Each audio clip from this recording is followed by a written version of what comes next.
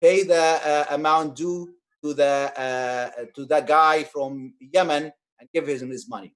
And he, of course, Al-As ibn Wa'il responded, and the guy received his money, and this injustice already resolved. So that happened before even Islam. That was a universal, it was based on a universal value by the Prophet sallallahu alaihi wasallam. And that shows you one thing, one of the things that we tend to turn a blind eye as Muslims, which is so important to understand. Who was the Prophet sallallahu alaihi wasallam? Who was our Prophet before even the Prophet received the message from Allah subhanahu wa ta'ala? Then moving forward, when the Prophet sallallahu alaihi wasallam was 35 years old, there was another incident, another big incident happened in Mecca, when a big flood came to Mecca, and Al-Kaaba was basically had to be rebuilt again. So because the flood destroyed Al-Kaaba, the Meccans had to rebuild Al-Kaaba. They started to rebuild the Kaaba. They rebuilt the Al-Kaaba, except for the last stone, which Al-Hajar al-Aswad, the black stone. And we all know how the black stone is glorified in Islam, and even before Islam, everyone, even before Islam, they glorified Al-Hajar al-Aswad, the black stone. So every tribe, every clan of Mecca, they wanted to be the ones that will put this Hajar al-Aswad. They will put the Al-Hajar al-Aswad in Al-Kaaba. And there was like a tension, a political tension in Mecca, to the point that they were about to fight each other by sword to see who is going to put this Al-Hajar al-Aswad. And the Prophet ﷺ interfered and came with a great idea. He told them to bring a sheet of cloth, like a big sheet, and every clan and every tribe will hold part of the sheet, and the stone will be put on the sheet, and the Prophet ﷺ with his hands will put it in its place, while every tribe of Mecca will be part of this situation. And the interference of the Prophet ﷺ and the engagement of the Prophet ﷺ with his society, and the civic engagement of the Prophet ﷺ prevented a war that might be stayed for the wars at this time. The wars at this time will stay for 100 years and more. So when the Prophet was 15, was engaged with his society against injustice. When the Prophet was 35, was engaged with society. And when the Prophet ﷺ was 40, started his message. So that's to give you an example of how the Prophet ﷺ was his life. Allah ﷺ قال لقد شهدت في دار ابن جدعان حلفا لو دعيت إليه في الإسلام لأجبت تحالفوا أن ترد الفضول على أهلها وألا يعز ظالم مظلوم. There was a pact at the time of when he was talking to the Prophet ﷺ, that he was saying this hadith when he was in Medina, like years and years later after that. He was remember his first stand against social injustice, and saying there was a pact, this pact, Hilf al-Fudul, pact of Fudul in Jahiliyyah before Islam. If I was invited, if they invite me again to it, I will reply. And this pact was actually based on what? Was based in universal value. It was not based on Islamic value. It was a universal value, because all the people that was part of this pact were not Muslims. And that's why in Islam, Allah subhanahu wa ta'ala said in Quran, كنتم خير أمة أخرجت للناس تأمرون بالمعروف وتنهون عن المنكر. You were the best people. Allah subhanahu wa ta'ala brought you to earth, brought you to the world. And why Allah subhanahu wa ta'ala, why we are the best people? Are the best people because of our genes, or because of our dads, because of our moms, and because of our ancestors? No. We are the best people because Allah subhanahu wa ta'ala said, تَأْمُرُونَ بِالْمَعْرُوفِ وَتَنْهَوْنَ عَنِ الْمُنكَرِ. When you stand up for what's right, and when you stand up against what's wrong, this is what makes our nation the best nation in the world. Allah subhanahu wa ta'ala in this ayah didn't say, كُنْتُمْ خَيْرَ أُمَّةٍ أُخْرِجَتْ لِلنَّاسِ because you pray, or كُنْتُمْ خَيْرَ أُمَّةٍ أُخْرِجَتْ لِلنَّاسِ because you fast, or كُنْتُمْ خَيْرَ أُمَّةٍ أُخْرِجَتْ لِلنَّاسِ because you do Hajj. Al-ayah and the verse was very clear to every Muslim. كُنْتُمْ خَيْرَ أُمَّةٍ أُخْرِجَتْ لِلنَّاسِ. What are the conditions of being best people? أُخْرِجَتْ لِلنَّاسِ تَأْمُرُونَ بِالْمَعْرُوفِ وَتَنْهَوْنَ عَنْ الْمُنكَرِ. that you're choosing to benefit the community and serve the humanity at large, not just the Muslim Ummah. تأمرون بحجة للناس. And this is where we stand as a Muslim community here in the United States.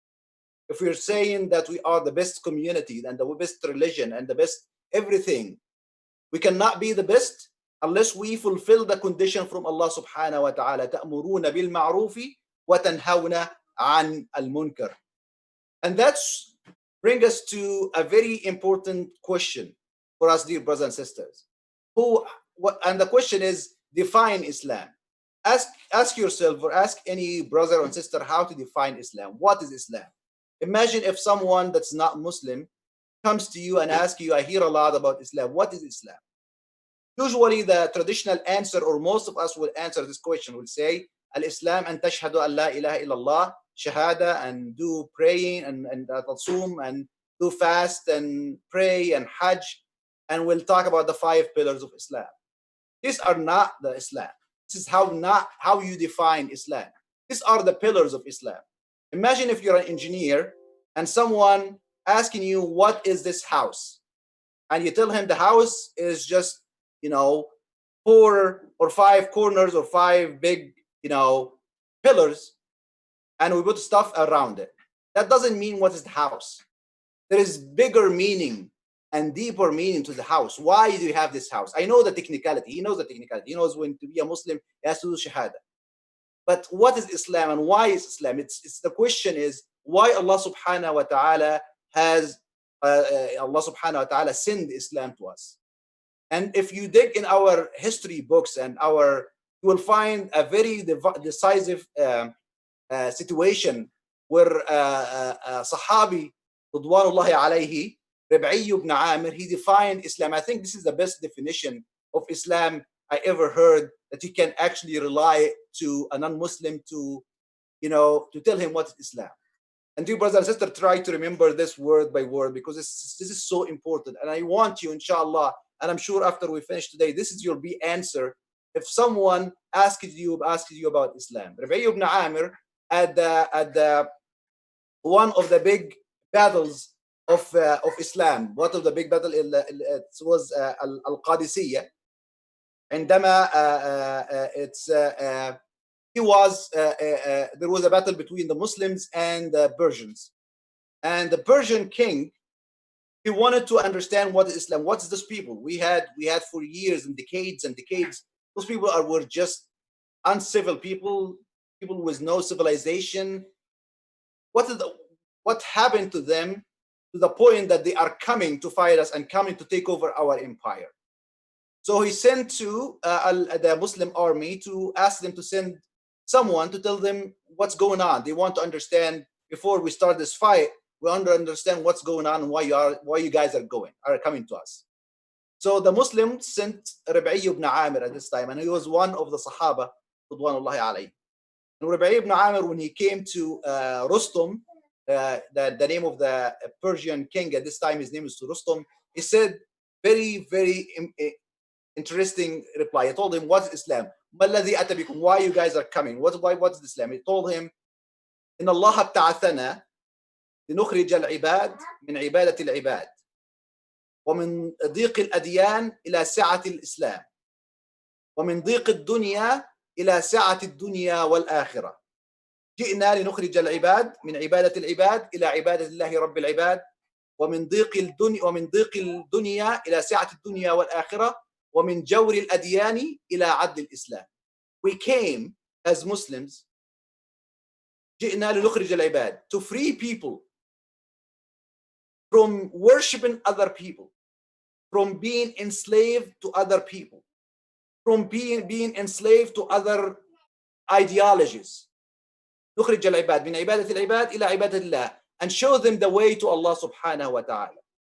ومن ضيق الدنيا إلى سعة الدنيا والآخرة, and from the narrowness of dunya, of this current life, of this materialistic life, to a wide horizons of dunya and akhirah. ومن جور الأديان, and from the injustice of the religions, from the injustice of the systems, to the justice of Islam. This is how Sahabi Ridwanullah alayhim, that he didn't go to Azhar, that he didn't have his master's degree in Islamic study, he didn't have his PhD.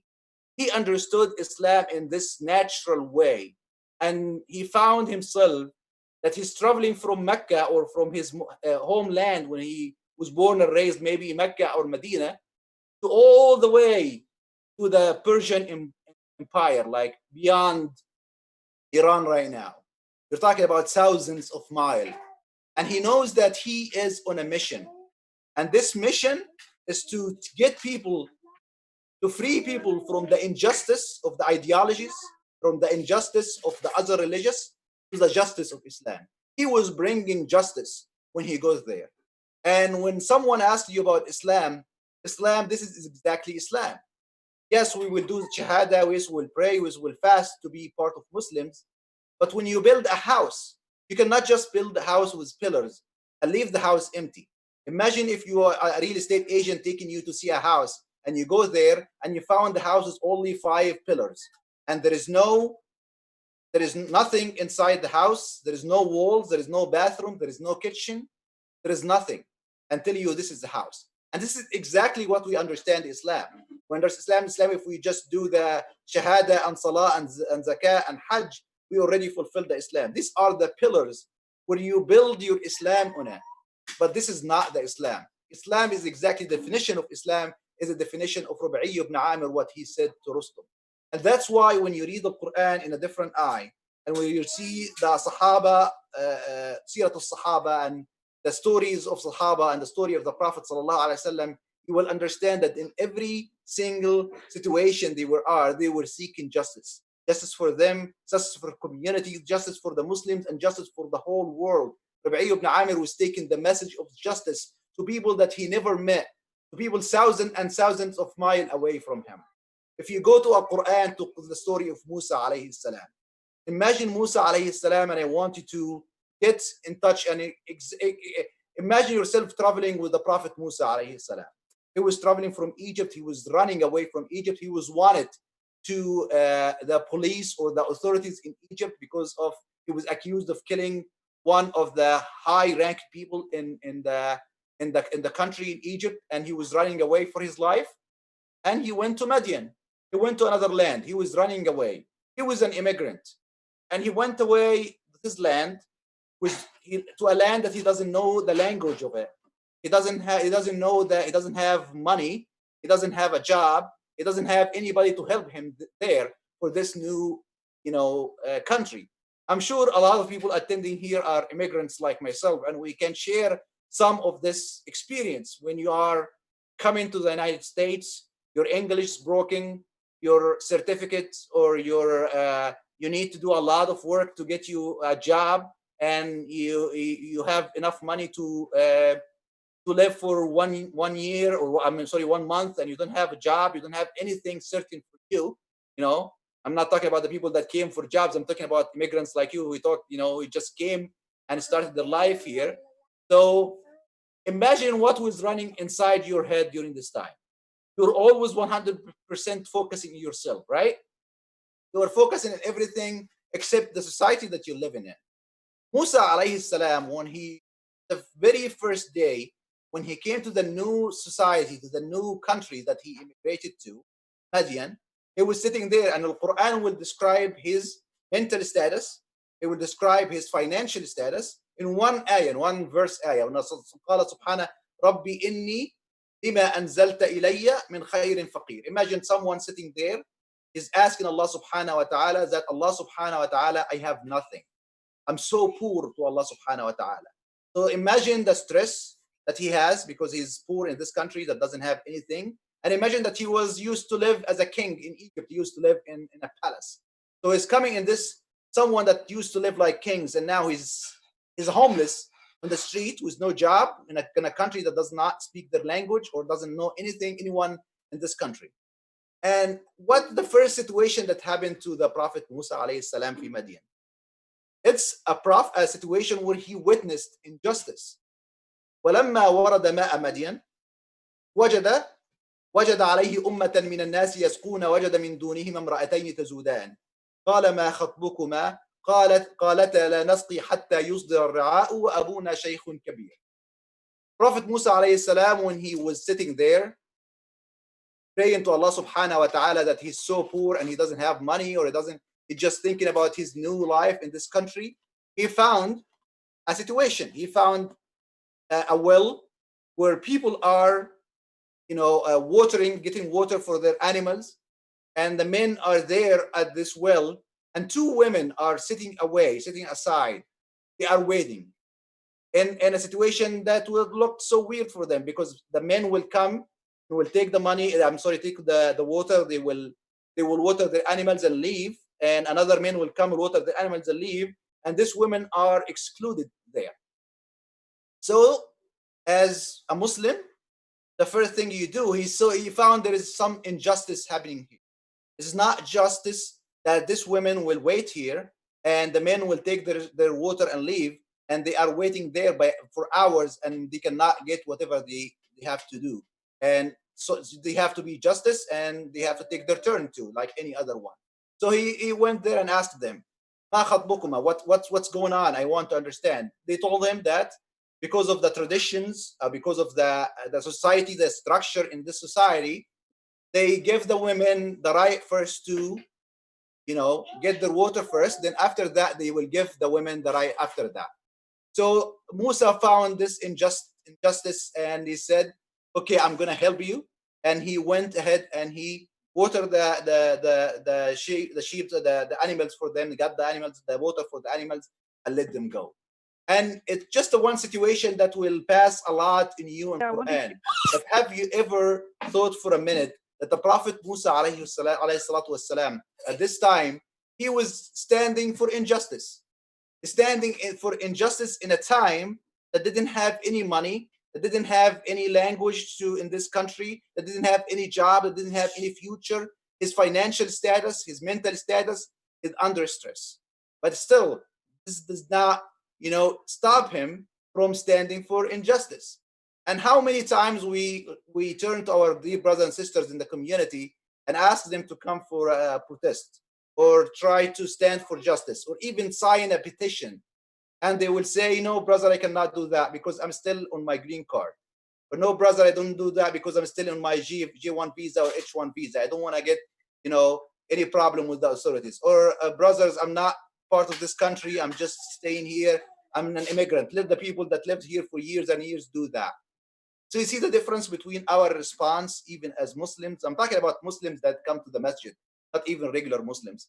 Practicing Muslims will think in the back of their mind that it's not their duty to be engaged in the society because they don't have any, status in this community. While Musa alayhi salam proved us wrong when he did that. So, dear brothers and sisters, there will always be an excuse. So what is your excuse? There is always an excuse. And you see people, okay, now I am in my residency, when I finish my residency. Now I just started working, maybe after 5 years from now.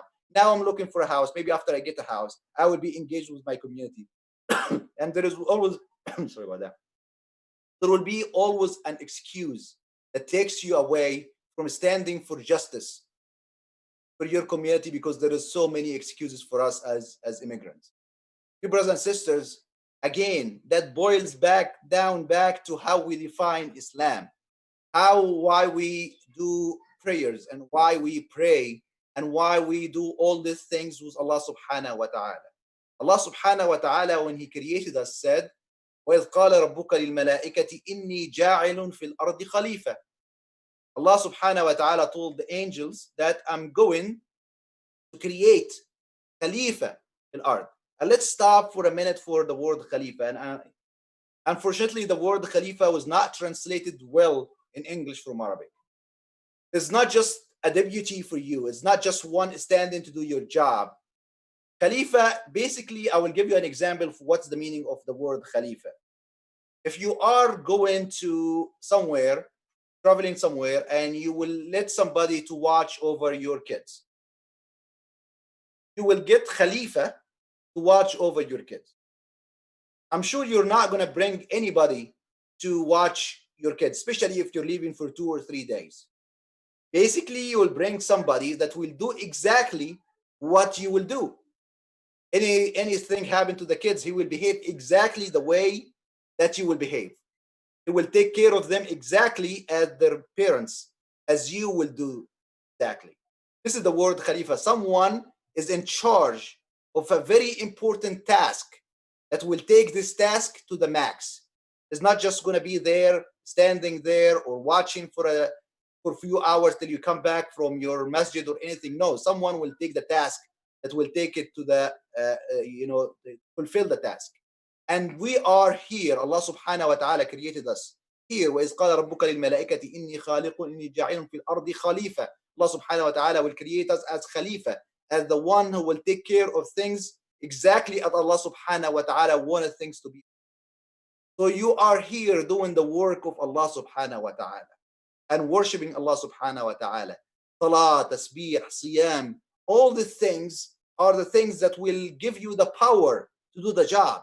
These are not the job. This is exactly when you have an iPhone and a charger. You charge the iPhone to work, but the job of the iPhone is not to be charged all the time. The job of the iPhone that you charge it for a little bit, then you take it and you send messages and you browse the internet and you make phone calls. It's actually the job. So imagine that the tasbih and salah and siyam is the charger, is the thing that will charge this machine, this iPhone, this human being that will start doing the work of Allah subhanahu wa ta'ala. And the most important work that Allah subhanahu wants you to do on earth is to restore justice. Do whatever you can do to restore justice. Allah Rasulullah said that if you witness as a Muslim any injustice, من رأى منكم منكرا فليغيره بيده فإن لم يستطع فبلسانه فإن لم يستطع فبقلبه وذلك أضعف الإيمان. If you witness any injustice, stand up for the injustice, stand up for what's right, and try to change it with your hand, meaning with your physical power, and if you're limited in that, with your tongue, protesting, posting in Facebook, posting on social media, signing petitions, and even if you cannot do that, at least you will do it with your heart. And ذلك ضعف الإيمان. There is no iman after that. There is nothing, less that you can do. This is the minimum, the bare minimum that you can do, that at least your heart, you stand up against that. And that's another situation that how, again, we need to examine ourselves and see how we understand Islam. The Sahaba was the Prophet sallallahu alaihi wasallam at one time. They were traveling one time with the Prophet sallallahu alaihi wasallam, and then some of them were fasting. They were fasting at this time, and it got so hot they have to stop and relax. And when, of course, you have two groups of people, you have the people that were fasting and they were traveling in the desert and they cannot do anything. They were all so dehydrated and they couldn't do anything. So the people that could actually start the camp and do the fire and start cooking and do everything, are the people that were not fasting. And at this time, the Prophet sallallahu alaihi wasallam, he said, ذهب أهل الفطور بالأجور. The people are not fasting. They got the bounty and they got the thawab from Allah. And in this situation, Rasul sallallahu alaihi wasallam is still giving us an example that the people that serve other people are better actually than the people that just worship Allah without serving people. Yes, you have to worship Allah, you have to fast, you have to pray, but serving other people and standing for justice and standing for the needs of our people and being engaged with your society is what actually makes you the best Muslim. You brothers and sisters, we're talking this, about this meanings, about our engagement, about Hilf al-Fudul, about how Islam actually is based on standing for justice, while we see our dear brothers and sisters in the African American community killed every day. We see the struggle of our Black community, Black American community, African American community every day. We live in Metro Detroit area, and few miles away from us, there are people that poor communities in Detroit area when they don't have running water. would imagine this is happening in Afghanistan or happening in Somalia or happening in other countries. This is happening in Detroit and in other communities when people don't have running water. When we started this political activism in Detroit, we went to families where they go drive to a gas station or they drive to the church and fill their jugs with water and go back home to use this water because they don't have running water. They don't have enough money to pay for the water bill. So imagine those people live just miles away from us. So imagine if Allah subhanahu wa ta'ala, if our, as Muslims, are fulfilling al-khilafah Allah subhanahu wa ta'ala in Metro Detroit area. You brothers and sisters, look and learn, and I want you to think about this for a second. We have a group here that immigrants like me. I was born and raised in Egypt. Then I came to the United States.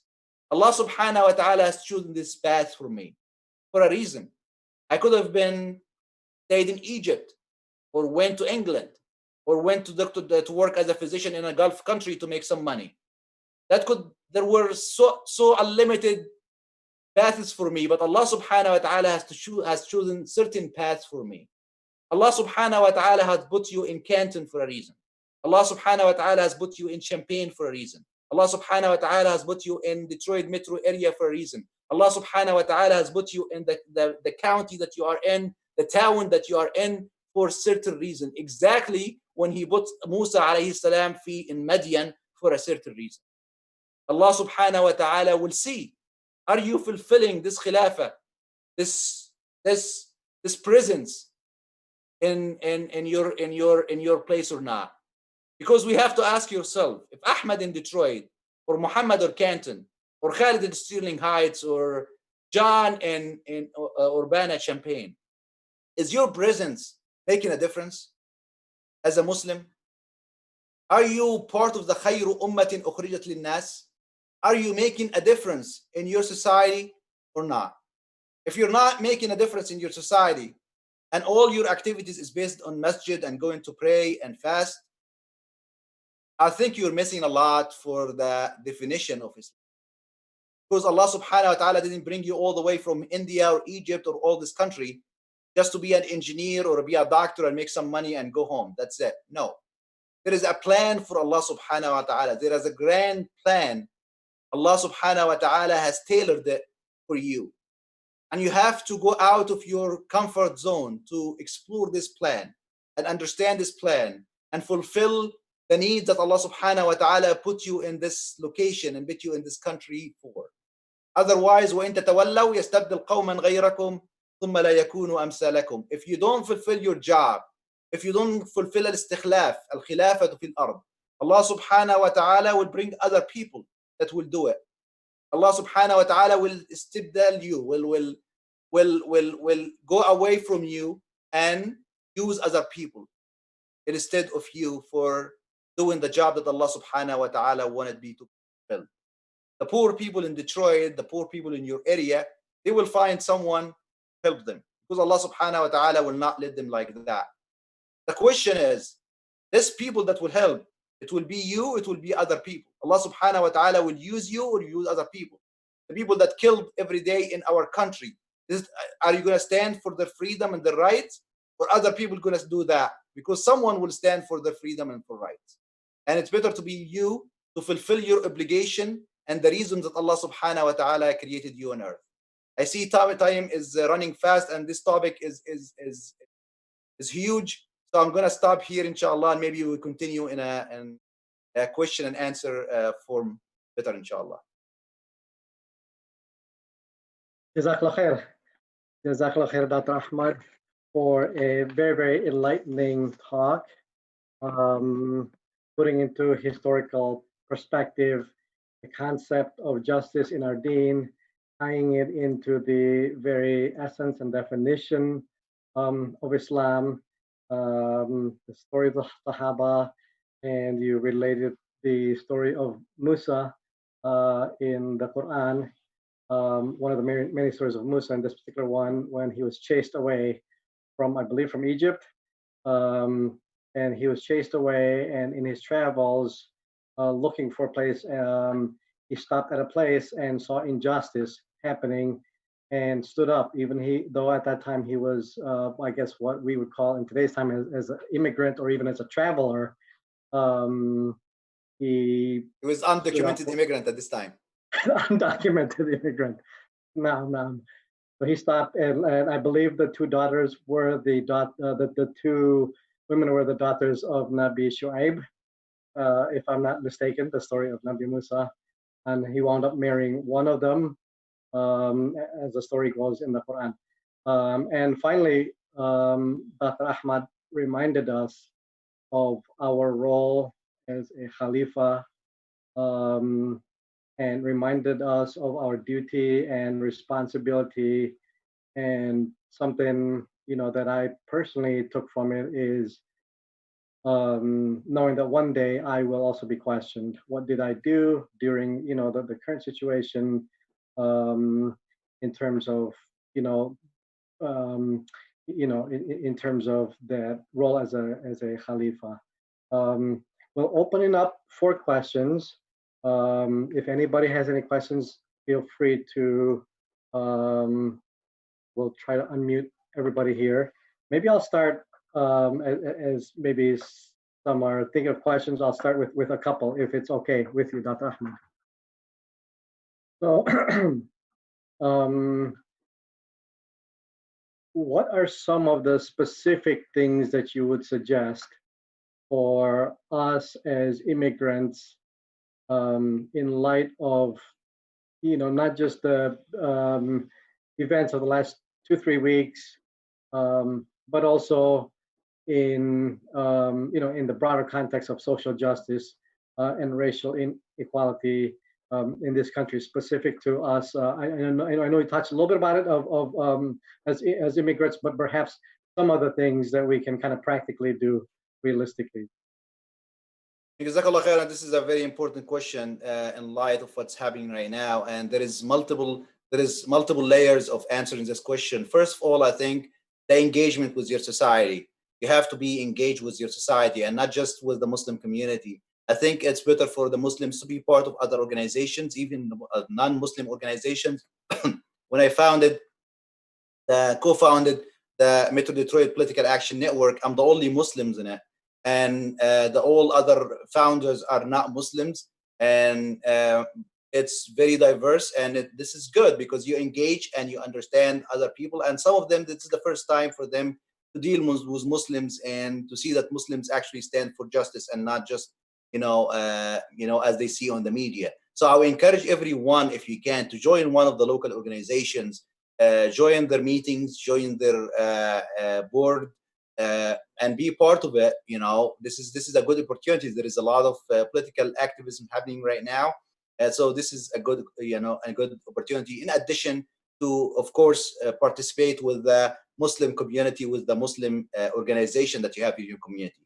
The second thing, I think, as an immigrant community, we have to get in terms with our own problem with racism. We have a huge, long history of racism for us as immigrants. And I don't know where you're coming from, but where I came from in Egypt, we have, as a society, we have problem with racism. And in Egypt, for example, as the more you are white, the more you are beautiful, and the more you are intelligent, and the more you are dark, the more you are ugly, and the more you're supposed to be marginalized in the society. And this is a country that's not white country. It's supposed to be a colored country.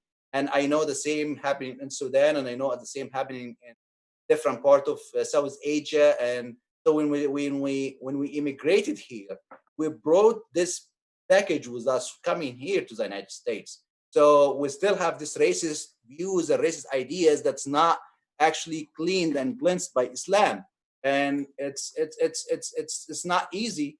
And for example, I was talking to people today that in Egypt we have a song in the weddings to show that how the bride is beautiful. The song goes, the girl, which means the bride, is white, white, white. So that shows that this is how you create this culture of racism, that you create this when you're a kid and you're hearing the songs, and you get, this association that whiteness is the ultimate good and blackness is the ultimate, bad. And you come here to the United States, we come in with our racist, idea and background. So we have to challenge that and we have to change that. And the problem is, and this is so important, dear brothers and sisters, and a lot of people don't know that, because we are privileged.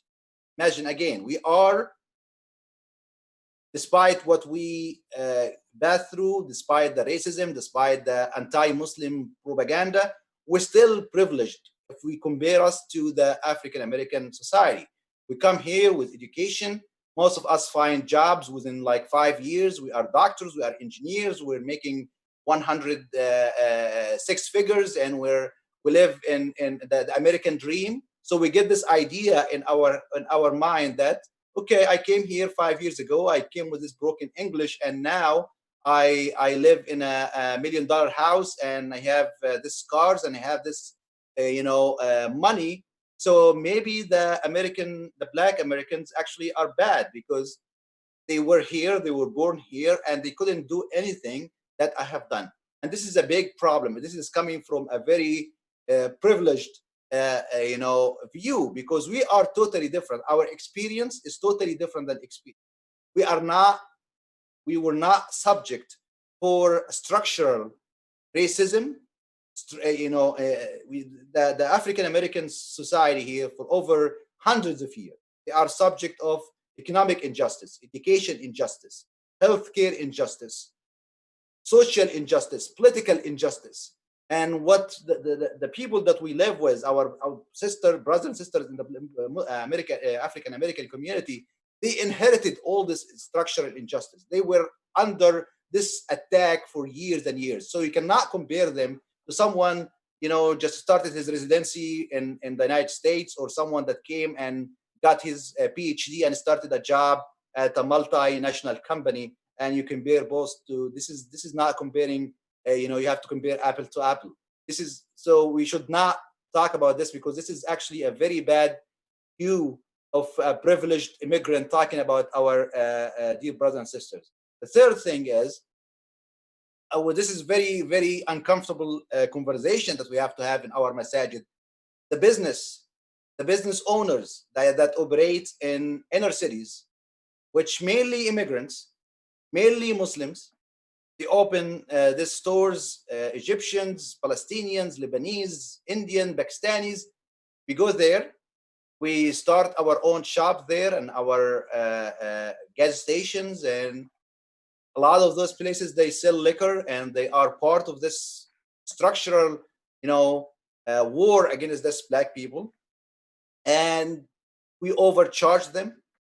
You sell them something for $1, you sell them for $5, because those people don't have cars. They don't have the money to go and shop at Meyer or Sam's Club for the whole month. They buy their stuff day by day. So you sell them something, a bag for $1, you sell it for $5, and you overcharge them, and you're taking advantage of them. So what happened of these owners, and I'm not talking about everyone, I cannot generalize, but a group portion of those people we put ourselves inside this broken system, in the side system that actually working against our dear brothers and sisters.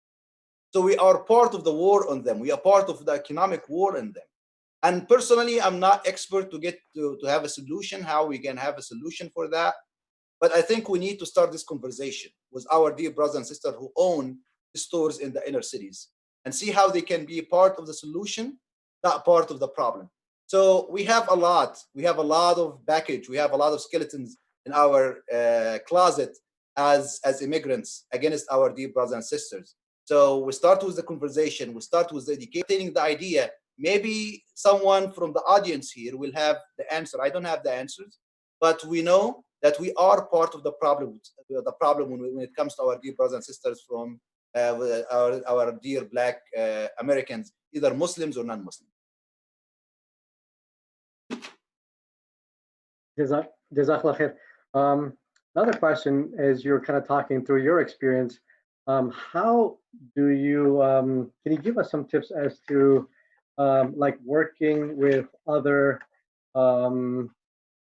groups that that may not share the same values with us. Some of it might be minor things. Some of it may be much more fundamental in terms of our faith. Any tips on how to collaborate both individually as also as an organization? Definitely. This is very important because we don't want to water down our values, and we don't want to lose our values. And while we are seeking justice, uh, for the organization that I work with, for example, they know that I am, they know my views, they know I'm a Muslim, they know what I see things, and we have common values. Rasul Sallallahu Alaihi Wasallam, when he was part of the Hilf al Fudul, the Pact of Fudul, it was with people that are not Muslims. But the common value, the common universal values that got those people together are nobody can disagree on it. We cannot disagree on standing for justice. We cannot disagree. There is no, agenda that actually says no, you cannot stand for justice. There's no agenda that say don't stand for police brutality. So I think if we focus on the common values, if the focus on the common values, that would be the best way to go without letting go of our values. For example, one of the things that actually I want to be honest and open about that. For example, the LGBT, when you work with activists from the LGBT community, and I have a discussion that happened with one of the our dear brothers and sisters, and he came to me and told me they told to tell me that Muslims want to kill all the gays, and the Muslims that actually work in organizations that have some gay members in it, they are just sell out. And I told them one thing. I told them, and we have Christian people and we have Jewish people in the organization. I asked my Christian friend and in front of this person, I told him, you know what? You are Christian. You go to the church, yeah, right? He said yes. I said, why you are not a Muslim? He said, I don't understand. I said, why you are not a Muslim? He said, because I believe in Christianity. I said, yes, you believe in Christianity, but you are not a Muslim because you don't think that Islam is the best way in life, right? You don't think that Islam is the best lifestyle to adapt, because if you think so, you will be a Muslim. He said, yes. And I said, so you don't think that Muslims are right? You think Muslims are wrong in their beliefs? And still, you don't have any grudge against me, and you're coming here to work with me, right? I said, yes. And I told him I'm the same. I don't believe in your lifestyle. I believe in a lot of other lifestyles that are wrong and not aligned with my values as Muslims. But when we choose a universal value that we work together against that, or against that, we will work together. That doesn't mean that I have to believe with your values. I don't have to believe with your religion. I don't have to believe with your lifestyle to work with you. We're working in a certain value. And I want to work with you on this certain value, even if we have our differences. And this is, and I think you should be very honest and very open about your religion. And remember what happened when Amr ibn al-As, and he's actually the son of Al-As ibn Wa'il, the one who didn't pay, wanted to pay the money for the guy from Yemen, when Al-Muslims went to Al-Habasha, and he wanted to, bring them back to Mecca. So a group of Muslims at the first immigration, they immigrated to Al-Habasha, and because they have a very just system in Al-Habasha, Ethiopia at this time, Abyssinia this time, and they have this just system there. So a group of Muslims immigrated there. So Amr ibn al-As at this time, he was a very, very savvy politician. He went there, and it was a country that's a Christian country. They value the Christian values, and Jesus is very big for them in this country at this time. So he said, okay, when I go there, I can easily, turn the country against them by show that they don't believe in Jesus. And when they came to Najashi, Malik al-Habasha, the king of Habasha, and Najashi, Amr ibn al-As told him, you know what, you are sheltering these people, you're giving them a safe shelter, this Muslim that came to you. I want you to know their values when it comes to Jesus. So Al-Najashi came and asked them. And the Muslims had, at this time, they had two options. Either to hide their faith and try to water it down and try to sweet sugar it and try to say something, or they have to say the truth about what they really believe. And they resorted to choosing the truth that they really believe. And that was actually what saved them. So when you go as a Muslim and work in any other community and other organization that's not Muslim, I want you to say the truth about your belief. I want you to say the truth about what you believe in and what you don't believe in. And believe me, people will respect you for that. People will respect you for that. You don't have to change your views. You don't have to change your deen, but you have to be da'iyah with your deen and your views, and people will respect that as long as you are, you're not attacking them. You are focusing on a common enemy, which is injustice, which is white supremacy, which is racism, and you don't have to fight all the battles at the same time. Jazakallah khair. It's already 9:01, so inshallah, maybe I will end the program here shortly. So I wanted to thank you again so much, Dr. Ahmad. Jazakallah khair, for spending the evening with us and sharing your experience and thoughts and knowledge. May Allah continue to bless you and your family with much khair in this deen and dunya and akhirah. And also for all of the attendees, Jazakallah khair. Thank all of you for attending. We had about 30 to 35 attendees for the most part, plus a number of attendees on YouTube. This program is streamed live on YouTube and Facebook on the IMSA pages. May Allah bless all of you. In closing, I invite myself and all of us to continue to step up our efforts in trying to get rid of any personal biases that we may have. And within our own selves, like Dr. Ahmad Ghanim mentioned, these sentiments are certainly still there within the Muslim communities, Muslim societies, both here as well as the countries that we are from. So we continue to try to step up the efforts within ourselves, our families, and as Dr. Ahmad Ghanim also mentioned, and recommended for us to be engaged, work with and support local efforts that work towards injustice. I have one last commercial announcement. On this Thursday, there's going to be a program by the youth. IMSA Youth is holding a panel discussion entitled Be Engaged with Our Society and Community. So something definitely Dr. Ahmad along the lines of things that you had recommended. So this Thursday evening, be sure to tune in. With that, I end the session with a brief dua. Bismillahirrahmanirrahim. Wal asr innal insana lafi khusr illa alladhina amanu wa amilu salihati wa tawasaw bil haqqi wa tawasaw bis sabr. Jazakallah khairan again for our speaker, Dr. Ahmad Ghanim. Jazakallah khair. Assalamu alaikum warahmatullahi wabarakatuh.